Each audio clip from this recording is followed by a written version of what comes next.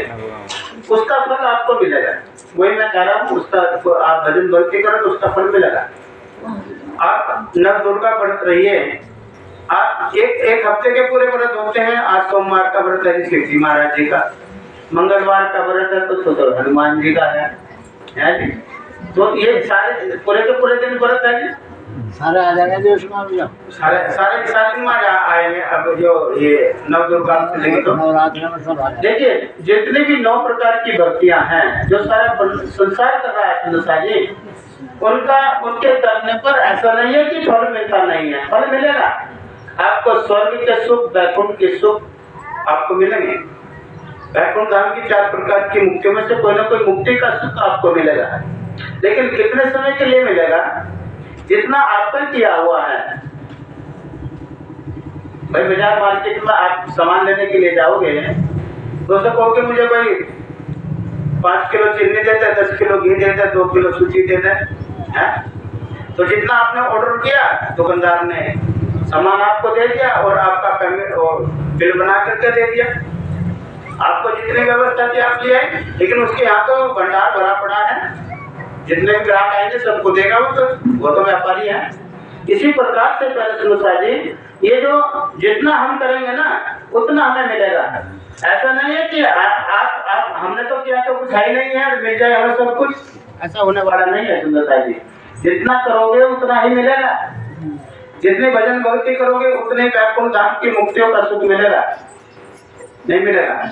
और वो सुख मिलने के बाद फिर से जीव को कर्मों के अनुसार फिर किसी योनि में आना पड़ेगा। ध्यान देंगे सुंदरता, वो सुख भोगने के बाद, स्वर्ग के वैकुंठ के सुख भोगने के बाद जब आपका पुण्य क्षीण हो जाएगा, पढ़ना बराबर हो जाएगा, जितना आपने किया उतना आपको मिल गया, फिर आपको कर्मों के अनुसार फिर किसी योनि में आना पड़ेगा।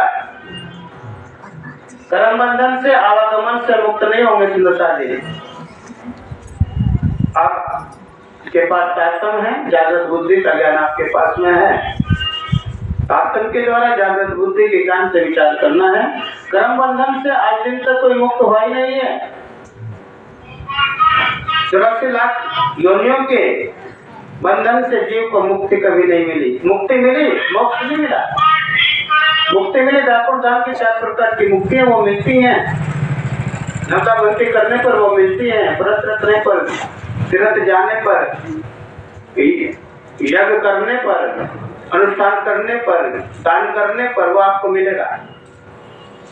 जो आपने किया वो आपको मिलेगा, लेकिन कर्मों के अनुसार फिर किसी योनि में आना पड़ेगा।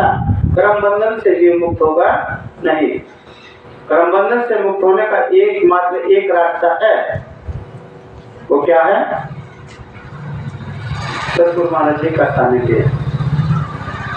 परमात्मा प्राप्ति की शरणागत फिर भगवानी की चौपाई लेके प्रमाण के द्वारा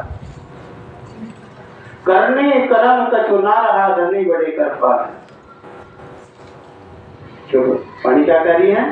करने कर्म कछु ना रहा धनी बड़े कर पार, सो बुद्ध जी ने मारिया जो त्रिलोकी का। जब जीव बाबा परमात्मा प्राप्ति सतगुरु महाराज जी के शरण में आता है, सतगुरु महाराज जी की बताए हुए मार्गदर्शन लेकर के जीवन यापन करता है जी, फिर उसका अपनापन समाप्त हो जाता है। मैं कर रहा हूँ, मैं करूँगा, मैंने किया, मेरे बिना होगा नहीं, ये समाप्त हो जाता है। क्या भाव बदल जाता है? राजी महाराज जी, ये पंच भौतिक तन आपने दिया, आपका लाख लाख शुक्रिया। अपने चरणों से लगाया, आपका अपार आभार। आपने अपने चरणों से लगा करके जो मेरा मार्गदर्शन किया कृष्ण जी, वो ऋण मैं कभी भी नहीं खा सकता हूँ। ये जो मंदिर की सेवा, परिवार की सेवा, समाज की सेवा आप मेरे द्वारा करवा रहे हैं, ये आप, मैं नहीं कर रहा हूँ, आप मेरे द्वारा करवा रहे हैं। और वहां का जीव का भाव बदल जाता है, तू तेरा है। क्या क्या भाव बनेगा? तू तेरा है। और जब तक सतगुरु महाराज जी से दूर है, क्या है? मैं मेरा। मेरी मेरी करते दुनी जात और ब्रह्मांड सिर ले में पाव पटक का नहीं भरोसा सोच सिर सज्जन ना दे में तो हम देखता बड़ा समस्या। इसी प्रकार से पहले जी जब सतगुरु महाराज जी के बताए हुए मार्ग का अनुसरण करते हैं और ऐसा हमारा भाव बदल जाता है, बढ़ जाता है कि राजी महाराज जी ये तन आपकी दी हुई धरोहर है, इसके द्वारा आप सुंदर साथ की सेवा करवा रहे हैं, इसके द्वारा आप परिवार की सेवा करा रहे हैं, आप सतगुरुजनों की सेवा करा रहे हैं, आपका क्रम बंधन छूट गया। करा रहा कौन? आप करा रहे हैं। प्रमाण के लिए गीता देखिए क्या कह रहे भगवान श्री कृष्ण, जो भी कर रहा है मुझे समर्पण करके कर, जो कर रहा है वो मुझे समर्पण कर, और जो तू मुझे समर्पण करेगा उसका हानि लाभ दुख तुझे नहीं मिलेगा। यस अभ्यस्त तो उससे मुक्त रहेगा, क्योंकि तू मेरे लिए कर रहा है, तूने मुझे समर्पण कर दिया, मेरे लिए कर रहा है। अगर तू मेरे लिए कर रहा है तो उसका हानि लाभ दुख तुझे मिलेगा नहीं। तो क्या है? सेवा।